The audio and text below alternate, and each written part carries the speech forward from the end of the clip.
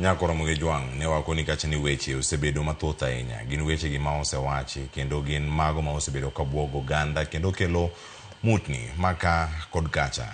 Sani Nyako Ramogi Jwang yangore jogo matimo ohala mano mar uso rech kod oganda duto mano moriwo nyaka jogo mantie alwora mar Nam Lolwe osebedo kacha ka kore kwayo kendo jiwo gi mondo migirit ler ma kamae mano biro bang' report yango nondro mabene otim kata kulakteche mawuok e osiptal mano ma Ramogi yango ni atamalo 60 mago mag rech mantiere e chiro kata ma oganda osebedo kacha ka nyiewo nitie kod kute manyaka sani Nyako Ramogi Jwang mae gi moda bende ka gi Twak ni to kute ma kamagi biro ga nade to gichopo nade ma yud kani gintiere i rech kendo rech ni chamo kod oganda to pono kelo ne oganda inyruok. Oganda luo osebedo kata ku ung'e ni chamo rech kendo rech iwacho ni kichamo nyaka wiye omedi rieko mathoth ahinya. Deponi ka rech gi osebedo kae gi kute ma kamagi keto ngima bedo kamoro machal nade. Gik mathoth nitiere karka mamoko bende wadhi bedo kae kod jalony ma bende en jal molonyo weche mag science gi ka en jalony e weche mag timo nondro ahinya mago mag kute. Kaona nitiere kae kod Dr Silas Onyango. Dr Silas Onyango tudore kod achiel kuom Kisumu sariki machiegni cheno mar ameny piny odhiambo ma kawuono Kisumo kanyo kama chake sani kute to timo ang'o e rech?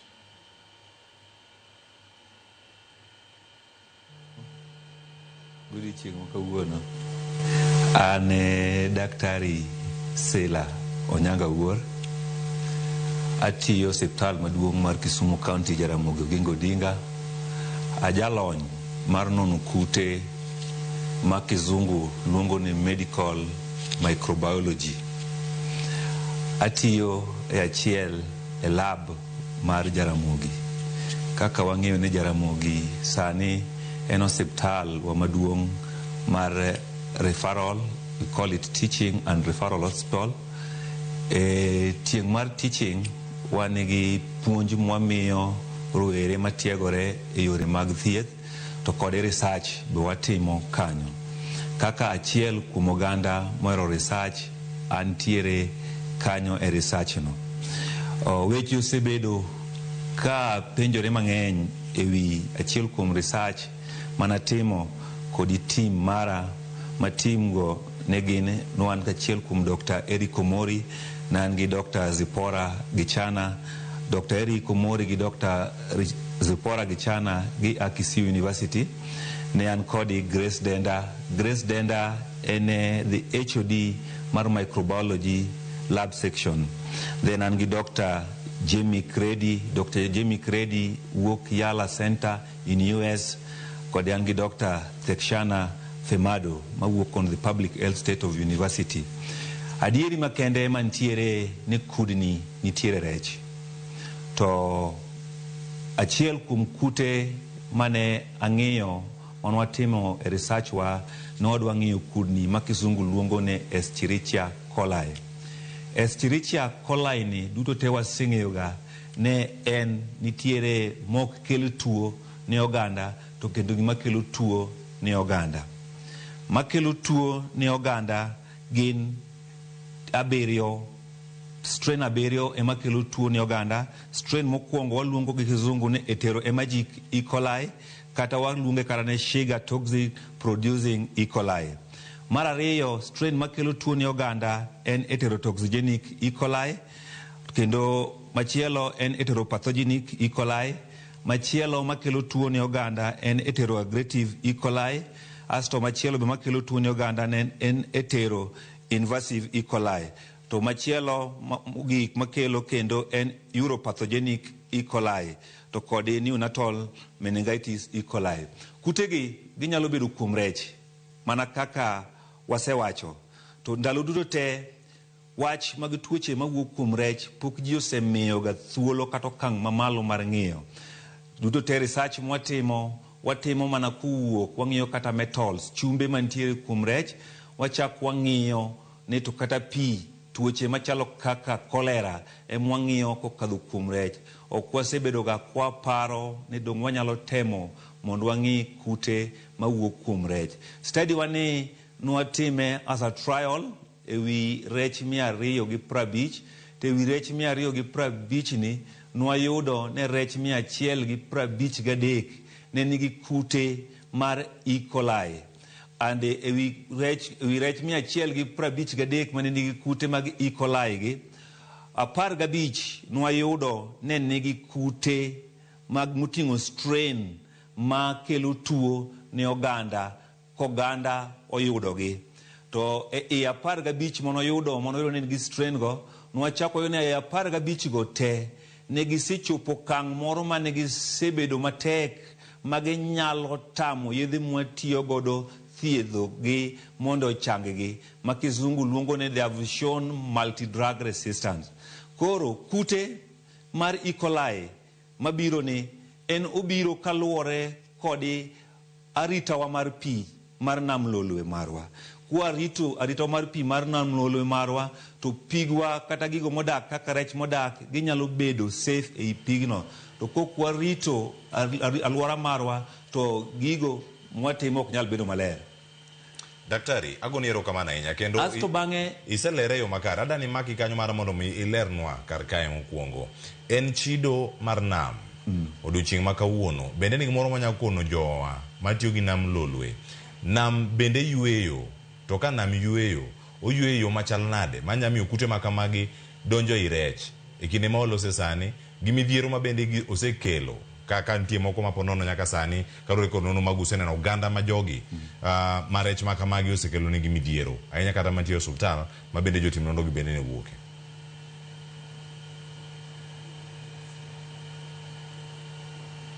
Erokamano. Awacho gi nam bi yweyo to alwora marwa e marach. Mokwongo kiwuotho kata kiluwo ndarwa gi fombo kata kia Nairobi biro Kisumo ting'iyo bath ndara tibiro yudo ka pampas ni kamora mora pampas museti godo. Penjo na maduong' maero ga penjo ne pampas musetiyo godo gi gidhi ga kanye ka koth obiro. Sana sana ibiro yudo wa kaka wan Kisumu County wan kuonde ma flood timore. To sama flood osetimore to pi iwero pampas go to donjo e oche matero pie nam to giting'o pampas go to dhi nyaka nam. Apart from the pampas, wachako wang'iyo the sewage system marwa. Be nitiere kata anyone within the 5 sub-counties within the 5 counties ma enjoy Lake Victoria. Be nitiere jogo the sewaging manyalo ng'iso wasani ne takataka magigolo mar sewage magitero nwa nam giler. Be gisetimo nonro magiyudo ni gigo chope nam ka giler. Koro nam wan mwalilo nam wan wawegi ma gimaduong' kwa giwaselilo nam to kute modonjo go rech dhi chamo gi gik magibiro godo go kaka minyaga rech ohero minyaga. Asto kendo agriculture sector wasebedo kwago yath ni gigo mwapidho. Kendo yudo ka ji mang'eny pidho alode e tiend aora to wago yath mopogore opogore. Yedhe go kwasegoyo samoro wago yath koth bochako chwe to chako kendo koth kochwe to ywe yath man wagoyo go to dhi e pi to gikone gichope nam. Sama gichope nam the toxic part margi ibiro yudo ka rechwa mantiere pi biro chamo. Sama rechwa gi ochamo the toxic part maggi gikelo kendo tabu ne rechwa gi. Ginyalo kelo tabu ne rechwa kata ka rech for example yudo ka en gi tuo mar E. coli tibiro yudo ka E. coli no yath manwa goyo mwatiyo godo e alode wa mopogore opogore antibiotics mwatiyo godo alode wa mopogore kata insecticide mwatiyo godo ibiro yudo ka mano nyalo konyo rech monde olos gi momiluongo ne multi-drug resistance makata koro kochopo kuomi in kaka dhano kiyude kichame to obiro kelo ni tabu mar thieth makata temana gi yath mopogore opogore to kinyalo yudo konyruok. Daktari, gigi duto kama gintiere kendo ka gidhi gibiro kalure kod timbe dhano. Machielo mwanyalo wacho mara kinyalo winja ntiere penjo moro kama bende adani wakoni kapo kidhi kata nyime kendo karka nitiere timbe dhano mwawacho ka ni mokwongo mago mag pur kembe mantiere alwora mano mar dho wath mano mar Nam Lolwe kod jogo ma bende tiyo kod mwandu mopogore opogore mantiere aluora mano mar Nam Lolwe. Timbe dhano joko wach ni gidhi dok chien e samora mora mabiro mbele kae. Oganda dhi medo pur, oganda dhi medo tiyo kod chemicals gi kata ka gitimo gik mopogore opogore. Ere kama resruok nyalo bire nikech chal ka gima wan dhano wan mo hinyore wan wawegi kalure kod gigo mwakete nam kaeto bang'e wachamo mwandu bende mawuok e nam kama gintiere karka. Rech mane kej kod mago monge kej giduto giyudo kute machalo kamagi. Dhano bed kod lokruok mar tim e yo machal nade mondo mi waresre. Togo bende nitiere nam ka. Miwacho ni keto nam bed maler. To togo ni bende kore ng'ado mondo los paro nyuola ayudo ka par iloso aluora mar Dunga mano mantie aluora mar Nam Lolwe. Tiende ni owe los par owe tim activities get e tie nam koso time nade.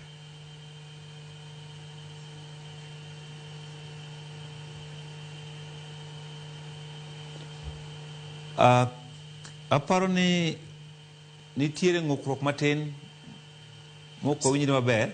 Sani nyalo winja? But awinjo wach miwacho ni to aluora marwa mar Lake Victoria wan gi kambe mopogore opogore. To kambe mo wan godo go iyudo ka their waste product gichiko mane nam ter kendo gichopo nwa e nam. Konyruok wan godo kendo konyruok nitiere ma wanyalo timo mondo wang'i kaka wanyalo konyo situation gi. Currently nitiere study na matimo mar waluongo ne phages therapy. Apart from tiyo gi chemicals mondo wa disinfect godo waste mwakelo, wanyalo tiyo gi phages therapy mondo waste wa mwagolo e factory madhi e nam wanyalo thiedho gi with phages. Nikech as per WHO iwacho ni in phages therapy the phage itself almost 85% environment contain phage. Koro phages gi gine mwanyalo tiyo godo thuolo pod nitie mwanyalo ng'iyo kendo wanyalo unite together gi the factory even with our ministry mag health, ministry mar agriculture and even ministry the public health. We can come together as a team to monde wangi the future mar ogandawa. Nikech wach buok ma an godo maduong' ahinya ne there is a alarming projection ma indicate ne come 2050 annually AMR related death tho mawuok kuom resistance magidhi mwatiyo godo nyalo rise to 1.91 million with a total mag tho madhi surpass 8.2 million globally. Koro Africa itself will carry even the day. Kenya itself will also carry the day. But kapok wachopo kang mwachopo mar bedo osiptal to wayudo jotuowa man gi multi drug resistance ne koro wang'iyo gi norito mondo githo. Dong wanyalo konyo gi sani. To ere kaka wanyalo konyo gi sani? Wanyalo konyo gi sani mana kwa duokore wan wuon penjo ni is your environment safe? That's the main thing monego wang'i. Ero kama nanya penjo gin penjo mangima ahinya kendo kama intiere adani mondo mi duoko kar ka gin tuoche mage ma gini kelo ne dhano kute mayudore e rech gi mwanyalo siemo ni ero wuod ng'ane odhi osiptal ma gimo yudego kabiro kar ka koso gin tuoche mage mantiere kar ka nikech ng'ato samoro nigi tuo ene oto kiani tuo ni obiro kaluwore gi rech mano chamo man gi kute.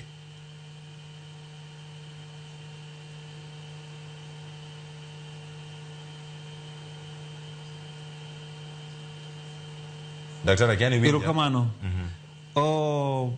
From the finding, gimwanyalo come up with our conclusion ok ang'is jothurwa ni kigi cham rech. Nikech ambu wuon ang'iyo gini on our economic sector. Nikech rech in our 5 counties mo oluoro Lake Victoria mane source a bigger income for the county. Koro research wani okotamo jo wachamo rech wachamo but there are some impacts munego bedni wang'iyo wan wuon. The first impact munego bedni wang'iyo, onego bedni watedo rechni e yo makare. We make sure nwa tedo rech mochiek manyalo nego kutego. Mana kaka na wacho ne nitiere the 7 pathogen ma are serious manyalo kelo nwa tuo. To e achiel kuomgi miluongo ni heterotoxigenic E. coli.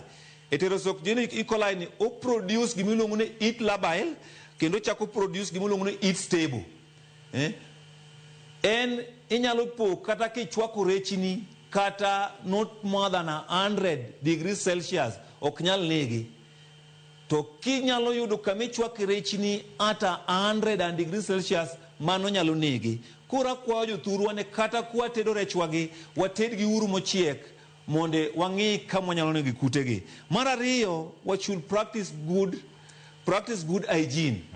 Angoma lungo kaka hygiene. Hygiene wane during COVID-19 kani wuotho e chichwa duto te ne yudo pi gi sabun mani logo gigo de kanye. Does it mean one koro ka there is a serious outbreak e mwanyalo bedo gik machal kamano?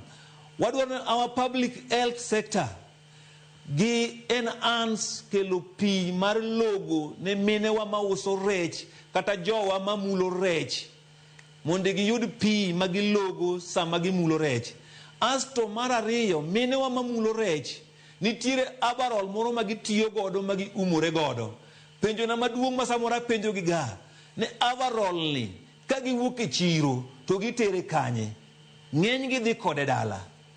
To sama ne gimulo rech, iyudo ka waste magi i rech, ombiyo mane gigolo ka moko kirore, odog jo avarol gino. Sama kirore, to ka rech no negi pathogen mar E. coli, ochako tingo gino, ochako wuok godo e chiro, odhige dala. Utingo gino, owuok godo e chiro, ochako tero supermarket. Utingo gino, owuok godo e chiro, odhigo go mitoka, ma jowetegi obet. Ochako rwako gino, obiro go nyaka osiptal kama jatuo nitie, nyawadgi mone tuo, obiro nene godo osiptal. Ochako rwako lawe no, odhige bura margi mar solro mar chiro. Ochako dhi obedo kod jowadgi kuma jowadgi nitiere gi gino. That's a way must spread godo this kind of pathogen to others maneni safe. The next thing, we should also ensure safe handling. What are the safe handling? Samwa makorech mwaloso rech na kwayo mine wagi ne wa maintain in between every fish kaber to wa maintain luoko lwetwa and washing ema dhi konyo wa egini nikech adir ma Nyasaye coming 2030 kok wanyalo timo gigi to wadhi bedo kanye dong wadhi bedo gi tuoche makoro katwa tima na gi yedhewa mwa muonyo pile to ok nyalo konyowa. Machielo, we should support clean practice. Akwayo jok ma produce no this diapers, the pampers. Let them come up with a solution. Gibed gi solution ni mar ni ha. Kao ginyali yuda solution magi produce noa ginyalo ketho gi at the doorstep. Then let them come up with a better solution. Ma every pampers manya thiosity godo, we can come up with a technique. Ma before it is disposed, kapokwa wite, to why you that technique more express it to kill any pathogen, whether non-pathogenic or pathogenic. Why you do gimanyalo kill gi makoro kagi chopo katenam to they are safe. Or let's come up with another technique, an idea. These things can also be good. Even though you see the salty, you see the crystal particles of it, those crystal particles of it, we can turn them to fertilizer. So we can come up with a better idea on how we should create this. Then to our county government, let's not only see this agriculture as economical. If we bring in something is affecting our human being, so is a struggle of war. Instead of having that struggle of war, let's come together as a team. We bring what we call the One Health system. We sit that down and we see the solution. How can we assist the fish? Disi penina ngome o dianka poko yang. Kanya kama dani. Disi penina ngome o dianka poko ose. To wan gida veterinary. Kanya kama dani modomia duo ke modomia ler nikech mama dala kacha da winjo gini. Kisungwa doka piny. Rwa wacha duluo. Monya loko nogi. Gine magi tiyo gi rech ni mathoth ahinya, gine magine nam gida winji to koro ok giwinji daktari.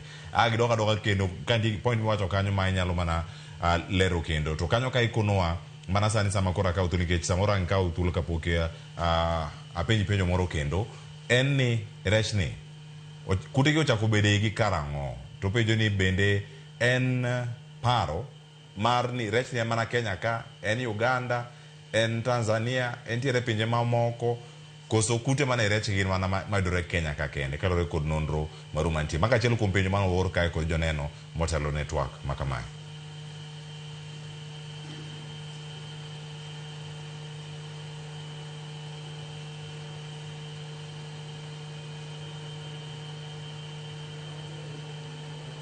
Fine. Apparently there's a bit of breakdown, Martin. Mamioka, I'm not getting you clear, but there's some few points, Mayoda. In Lake Victoria, we still need a lot to be done. Kendo, the fish itself, the aquaculture, animals,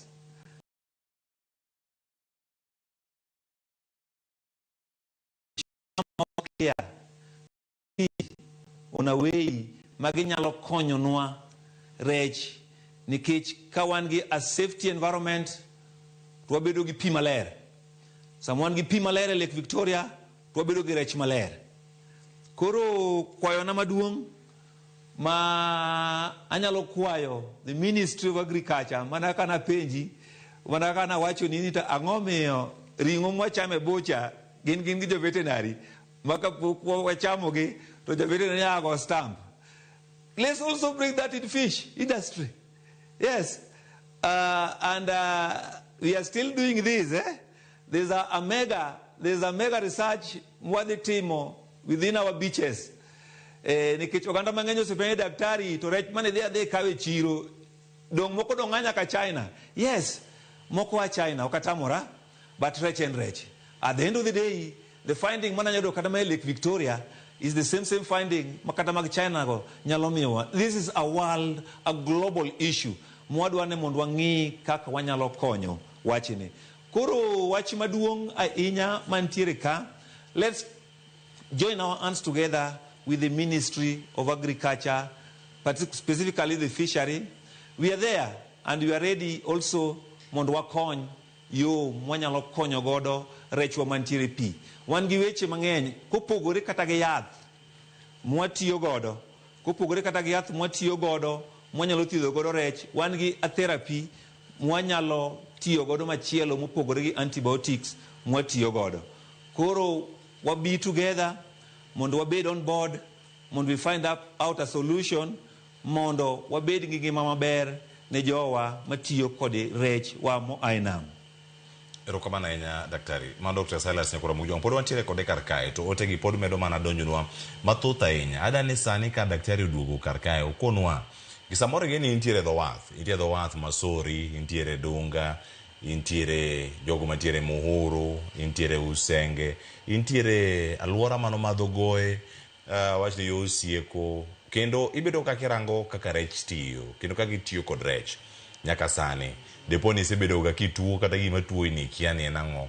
Achani nonro ma daktari gini notimo ka ginyalo mana leronwa kar kae ni to en chal mane ma ng'ato nyalo bedo kaka wacho ni aya ni to an kora dhi osuptal awinjo ka tuo. Kose mana symptoms gi gin mage daktari mago kute gi ero sebede rech. To ka gibede rech gikelo ne dhano bende achiedh nade mopogore. Bende nitiere symptoms ma ng'ato nyalo neno e kinde ma kute gi koro odonjo kuom dhano ero koko ted rech no makare kata ka rech no chame kacha konumu okochopo kacha e degrees madwarore mano mar liet. Nitie gimoro minyalo siem e iye kanyo.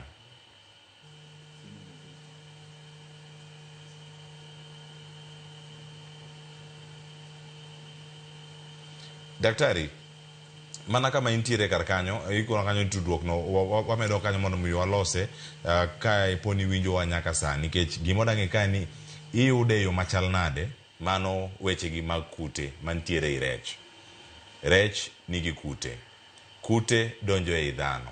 To kose donjo e dhano ni bedo kod chal mane kata symptoms magi mabedo kar ka ma ng'ato nyalo bedo kae karango mo wach kanyo ni ero kae waseyudo thuolo mano mar ng'eyo ni kute makamagi bende nitiere achiel kachiel. Nyako Ramogi jwang' mane sama wantiere kodi kar kadai kosekala 6 tok saa 2 mano mar odhiambo ma kawuono, kendo mana paro mathoth mantiere ka ayo jopiny osepenjo ka mathoth ahinya ni to kutegi gitimo ang'o ei rech, to oseyudgi mana Kenya ka kose pinje maoko. Kone daktari ni owachnwa dholuo, mano nosewache kar kanyo, owacho kanyo ni ero loke gi dholuo yo makare. Nitiere Steve Danga Ugola, macho ka Dr. Steve Danga, mano ka nitiere mbita. Apenjo ni to bende nitiere kaka wanyalo ng'eyo kaka rech mangi kargi mantiere kar kachiel kachiel gito gin mage. Chalo mamiyo wacho ni ne oka aya wacho to kaponi oka onyulo itime yo machal nade mondo mi oti godo. Aya ote mari chalo kodonjo yo makare. Nitie ote mar Ruth Rosemary Hawi mawacho kar kae ni Desemba ochopo kendo wantiere kar ka wadhi mana nyime kodgi, ando pod antiere ka rech to pod abo mana chamo mana ka wadhi kode mbele kae. Daktari, nitie ote modonjo kae mathoth ahinya mane kinde mane ok wayudo thuolo mar tudo kodi yo makare. Gini koro ka wasudo nyime gi thuolo mano mar leronwa gi dholuo mago manyalore. Bende nitiere symptoms ma ng'ama ochamo rech man gi kutegi nyalo bedo kae ka neno kata ka winjo e dende.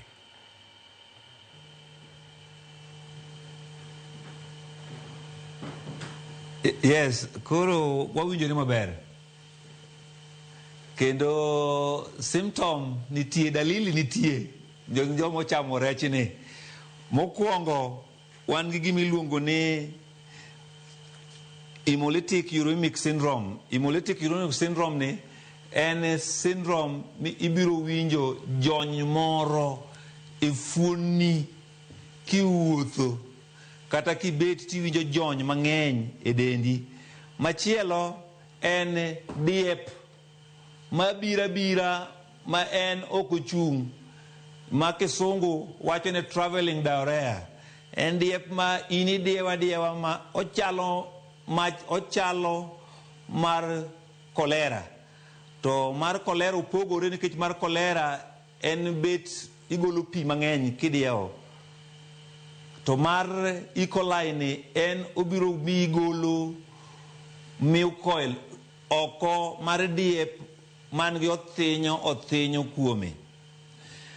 Machielo nyithindo bibiro bendo kata kamano kum nyithindo onko kon tuma licha ahinya to okelo diep mar nyithindo ma nyathi nyalo diewa saidi ma kamin nyathi okotiyo mokawo nyathi otero hospital to nyalo kelo tho ne nyathi nikech wang'eyo ni diep gini achiel kuom gigo makelo tho ne nyithindwa matindo man gi higni 5 kadok piny.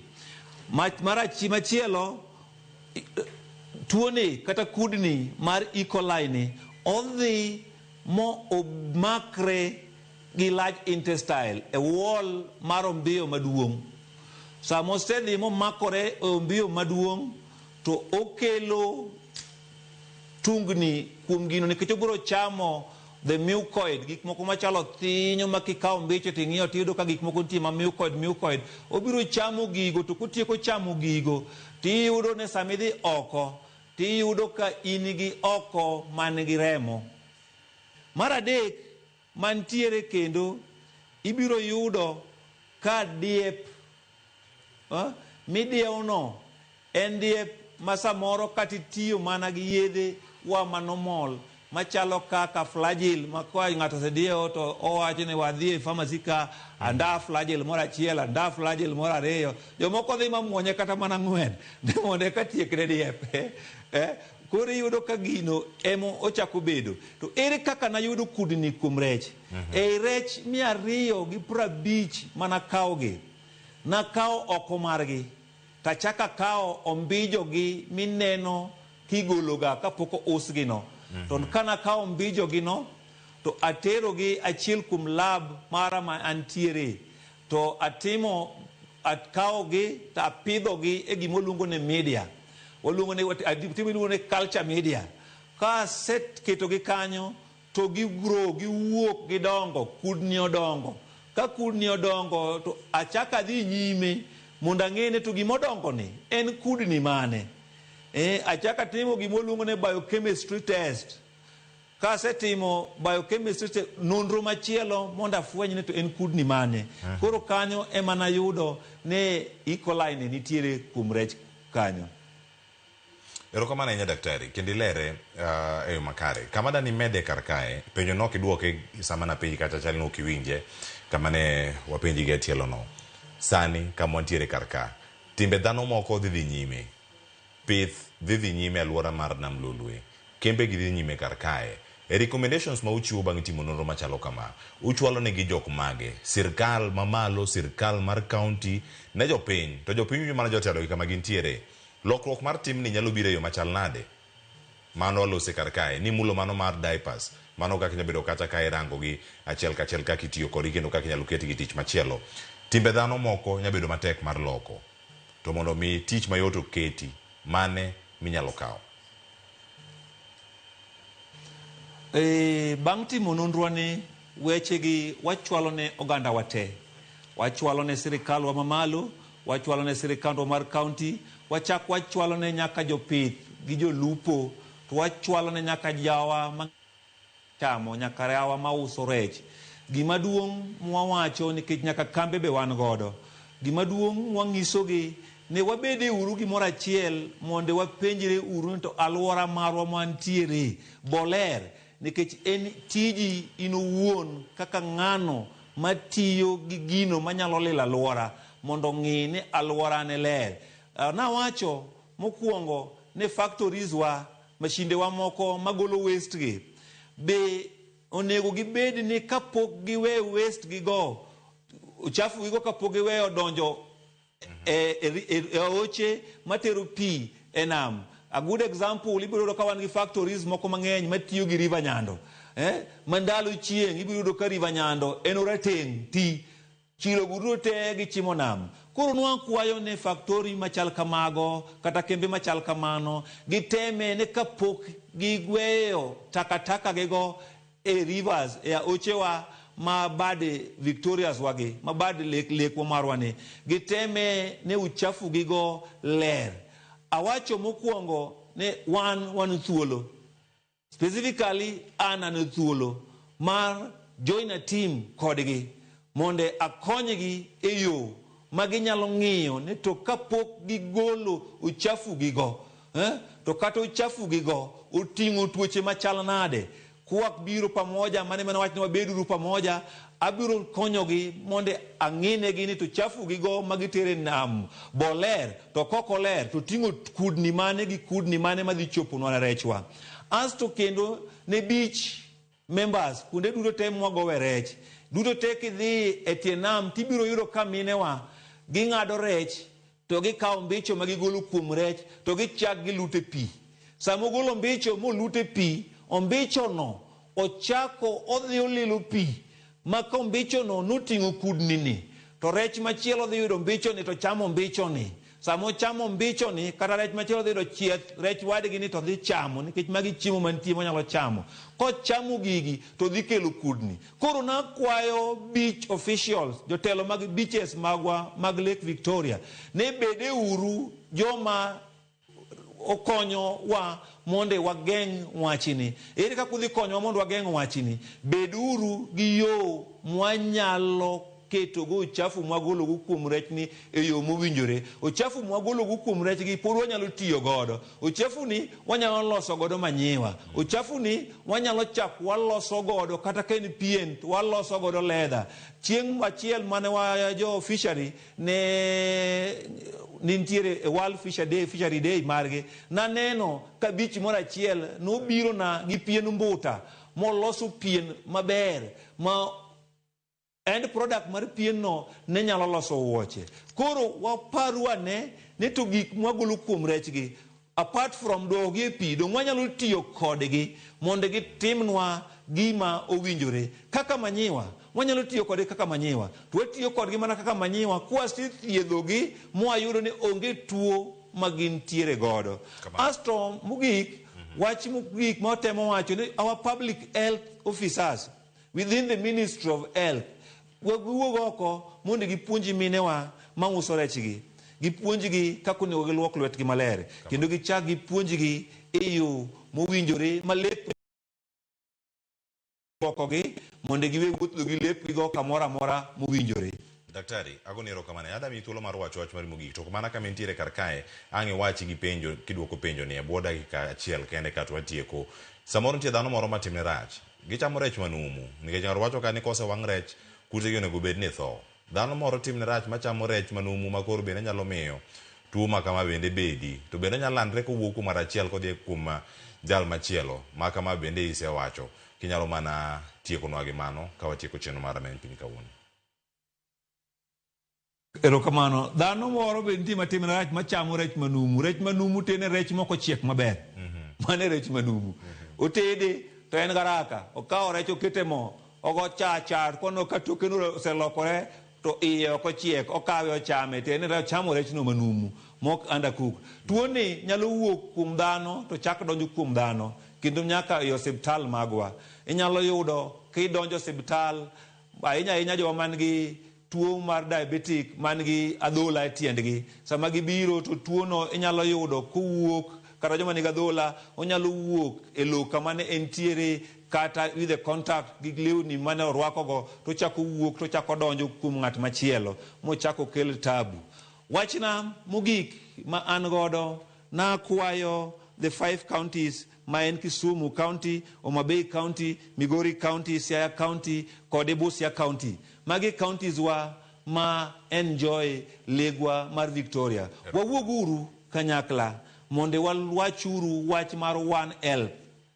One Health ne ka wuoye to ting'o ngima mar dhano, oting'o ngima mar le, e ile ka akelo nyaka rech, to ting'o nyaka environment marwa. Erokamano. Agoni erokamano ya Dr. Sila. Kumido thuolo matwak kod odhiambo ma kawuono kae. Penjo bedo mathoth ahinya. Twak ma kama dhi nyime kata mbui moro mar Facebook yudo thuolo mar donjo kacha gi penjo. Jo ohand rech moro miluongo na Beatrice Akoko wacho ka an ja ohand rech mano ma Misori. Atim rayo machal nade nikech koro uchalo nonro kelo mar ketho no ohala. Wacho kacha na wuoro jo nonro. Dak ne gigole nonro no chon. Sani ka koro wachomo Desemba kata ka Desemba ochopo wan kaka jo ohand rech ma ikinde ma wanyalo lose pesa. Diwe ketho no ohala. Machelo bose wacho ni dholuo ne wayie ni wacha dholuo to koro jalni miluongo Lilian Oguda wacho ni koro igole chamo chuny maler mutedo garuda nikech dholuo mitiyo godo. Watimo mos chakwara moja ka dholuo ma kamano mutiyo godo kawuono e chenro. Omiyo weche michamo awalosi weche kute mayudore e rech. Nyinga Clever Soloch jagisomo kana kwar mukeo nyaka Tsango nantiere kaka Dr. Sila jalony kata jatim nonro e weche mag kute e lonya wadwa Lydia Okeo. Oriti masani wa radio tieno makawuono e weche manyien mag oyimore e Ramogi TV ikete matoka.